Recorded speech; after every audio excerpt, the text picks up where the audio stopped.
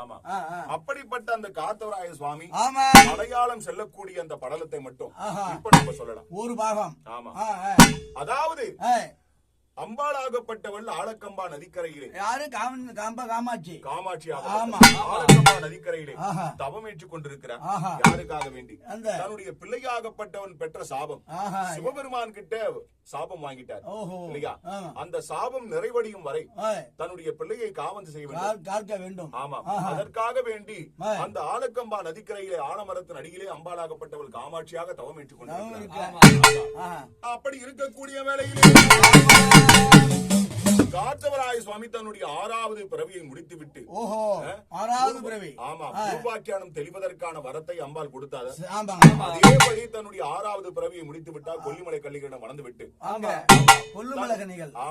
கொல்லிமலை கன்னிகள் அந்த சுவாமியை வளர்த்து விட்டு தன்னுடைய 16 வயது பூர்த்தி அடைந்த பிற்பாடு பூர்வாக்கியானம் தெளிந்து தன்னுடைய தாயை சந்திப்பதற்காக வருகிறார்.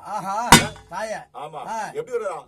அது வீரக்காரங்காவேரி அது வெற்றி புகழ்வோம்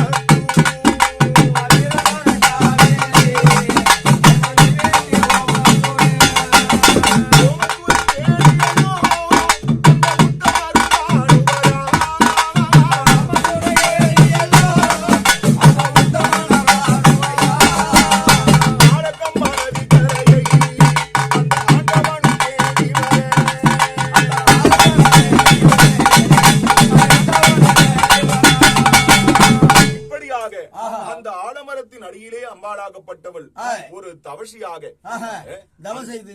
தவம் செய்து கொண்டிருக்கிறார். அம்பாளை நேரடியாக வந்து பார்க்கிறார். பார்த்து தாயே கண்விழித்தருள வேண்டும் என்று அந்த நேரத்திலே அம்பாளை கண்விழித்தருள வேண்டும் என்று கேட்டதும் என்ன செய்யறா? அம்பாளை சுற்றி வளமாக வர வேண்டும். ஏன்னா ஒரு பிறவி எடுத்து அந்த கொல்லிமலை கன்னிகளிடத்திலே வளர்ந்து விட்டு பூர்வாக்கியானம் தெளிந்து தன்னுடைய தாயை சந்திப்பதற்காக வந்திருக்கிறார். அதற்காக வேண்டி வரக்கூடிய வேளையிலே சுற்றி நல்ல வளமாய் வந்தார்